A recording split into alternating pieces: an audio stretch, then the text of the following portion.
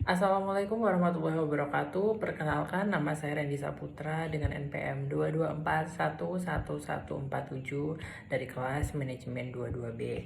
Nah, pada kesempatan kali ini saya akan memberikan penjelasan mengenai tentang aspek-aspek hukum di studi kelayakan bisnis.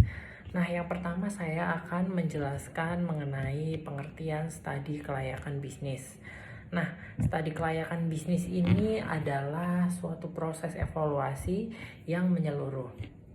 Nah, hal ini dilakukan untuk menentukan layak atau tidaknya suatu usaha yang akan dijalankan dari berbagai aspek. Nah, yang selanjutnya ini ada tujuan dari studi kelayakan bisnis. Nah, ini yang pertama ada perencanaan jangka panjang. Nah, pada bagian ini, perencanaan jangka panjang ini memiliki tujuan utama yaitu untuk memastikan bahwa nantinya proyek bisnis ini akan dapat mencapai tujuan finansial dan non-finansial dalam jangka waktu yang panjang.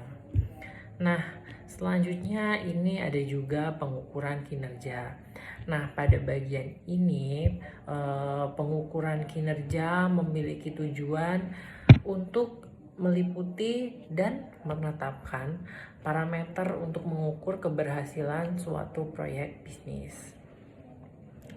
Nah, ini yang selanjutnya juga ada pengembangan strategi. Nah, pada bagian pengembangan strategi ini bertujuan untuk studi kelayakan bisnis ini artinya tidak hanya mencakup dan mengembangkan strategi bisnis, namun juga untuk mencapai target dalam suatu bisnis. Nah, ini slide selanjutnya ada aspek hukum dalam studi kelayakan bisnis. Nah, ini adalah menjadi topik utama kita dalam video ini. Nah, yang pertama ini ada kepatuhan regulasi. Nah, pada bagian ini evaluasi terhadap ketaatan perusahaan dalam menjalankan usaha sesuai dengan peraturan yang berlaku. Nah, ini juga ada pelanggaran hukum. Nah, di sini kita juga dapat mereview untuk mengetahui apakah nantinya perusahaan ini terlibat dalam kasus hukum yang nantinya dapat mengganggu kelangsungan suatu bisnis karena terjerat pelanggaran hukum tersebut. Nah, ini yang ketiga juga ada perizinan usaha.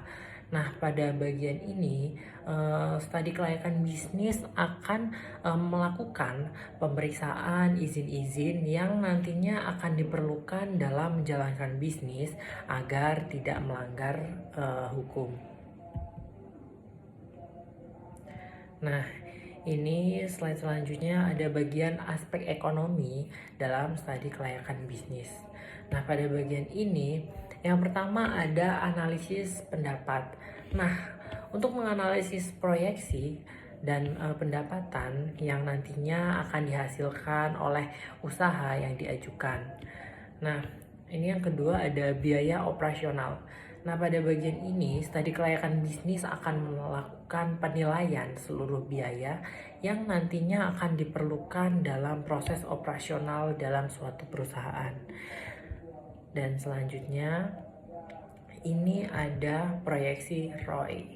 Nah, pada bagian proyeksi ROI ini, perhitungan proyeksi ini akan berpacu pada tingkat pengembalian investasi ROI untuk mengevaluasi keuntungan ekonomi. Baik, ini slide selanjutnya ada aspek teknis dalam studi kelayakan bisnis. Nah, yang pertama kita harus melakukan pemilihan teknologi. Nah, mengapa kita harus melakukan pemilihan teknologi? Karena pemilihan teknologi ini nantinya akan menilai apakah teknologi yang digunakan ini merupakan pilihan terbaik nih dalam mendukung operasional suatu perusahaan nantinya.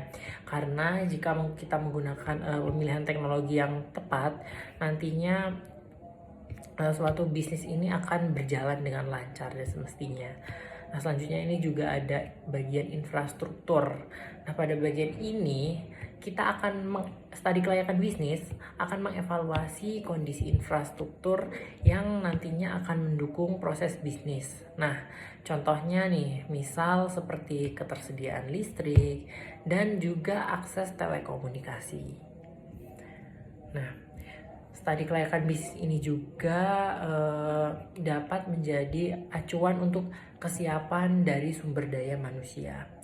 Nah, mengapa demikian? Karena nantinya studi kelayakan bisnis juga akan menilai apakah sumber daya manusia tersebut mampu nih untuk mengoperasikan teknologi yang digunakan pada perusahaan. Nah, slide selanjutnya ada aspek pasar dalam studi kelayakan bisnis. Nah, pada bagian STP analisis ini kita akan menganalisis segmen pasar mana nih yang nantinya akan cocok untuk dijadikan target dari produk atau layanan dari suatu perusahaan. Nah, kita juga harus melihat pesaing di pasar, karena hal ini akan dapat membantu untuk menilai kompetitor yang nantinya ada di pasar dan kita dapat mengantisipasi ancaman-ancaman yang akan mereka bawa. Nah, studi kelayakan bisnis juga dapat dijadikan tren industri. Nah, nantinya studi ini akan mengukur dan melihat mengenai tren dan perkembangan industri yang dapat mempengaruhi suatu perusahaan.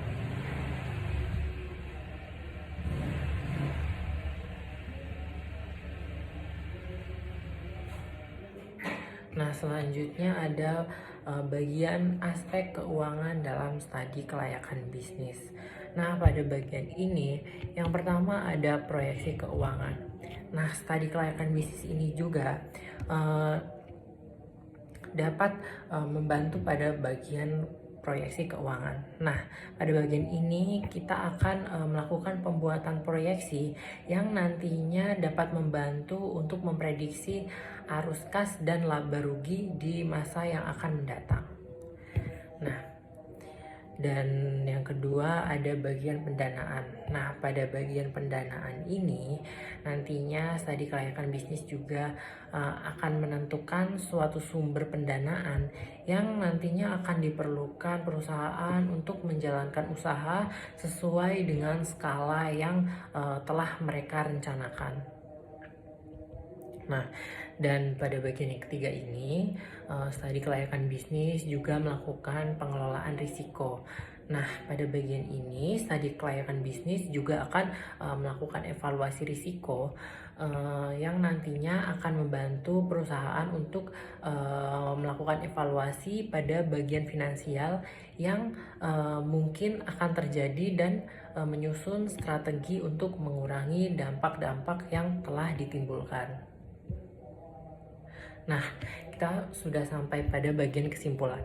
Nah, kesimpulannya dan rekomendasi dari studi kelayakan bisnis yang kedua,